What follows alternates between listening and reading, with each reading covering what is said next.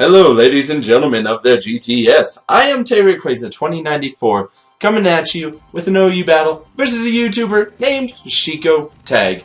Now, this guy hit me up on Skype one day and he was like, "Hey, would you like to battle?" I'm like, "Okay, yeah, I'm down for that. Why not?" And basically, I made a team and then faced his team, which has a very nice defensive core in Ferrothorn and Chansey. Don't get me wrong, but this is going to be a fairly interesting battle, as mine tends to be a smidgen more offensive than defensive. In fact, it's pretty much nearly pure offense, believe it or not. So that's kind of interesting. So I'm going to lead off with my Garchomp.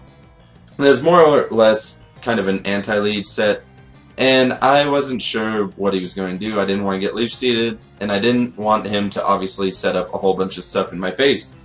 So I am going to bring in Latias, and the Hin Power Fire, unfortunately, is going to fail to KO because Latias is a Latias and not a Latios.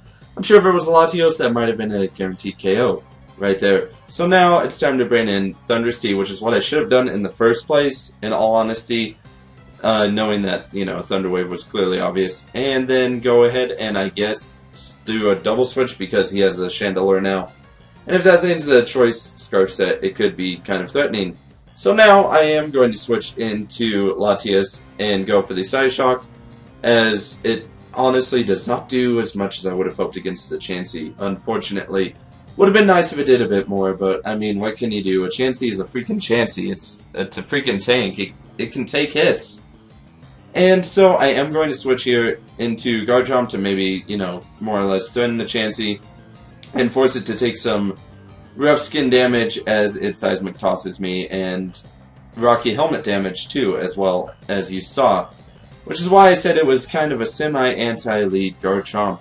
Now it's the perfect time for me to get up my Stealth Rocks, and now is also the perfect time for me to set up my Sword Stance and really make this thing kind of scared.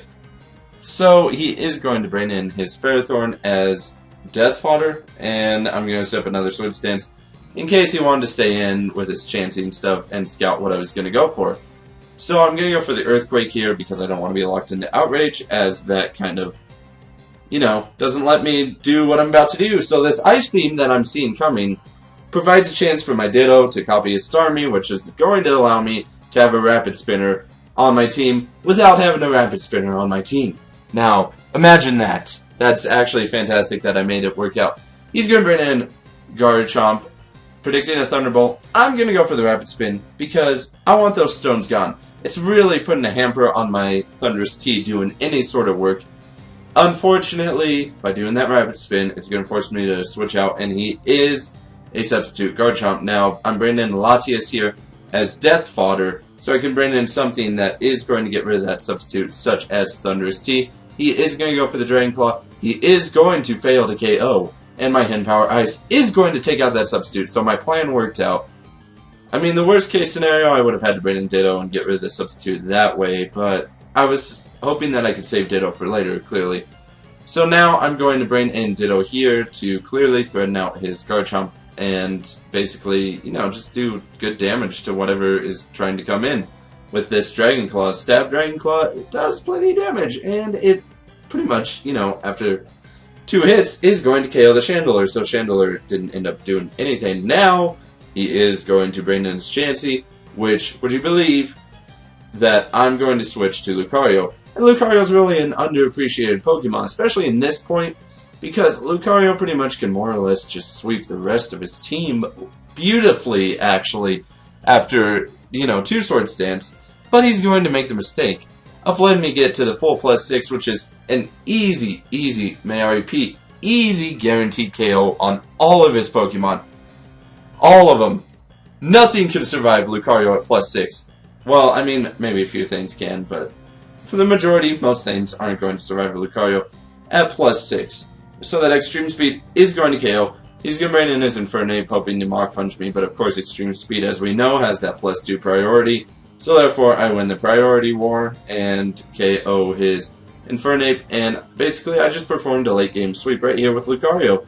It's very nice, especially since Lucario is a very nice, underappreciated OU Pokemon, who is pretty decent at doing late game sweeps, as you have seen. Now, if you guys did enjoy, as you know, I'm just finishing up the battle here with an Extreme Speed, If you guys did enjoy, feel free to check out my channel and his channel as well. The link will be in the description. Right now I'm doing a Pokemon Emerald Randomizer Nuzlocke that you guys might want to check out. I do all the nicknames for my Pokemon on my Facebook page, which can be found on my channel in my descriptions of the videos.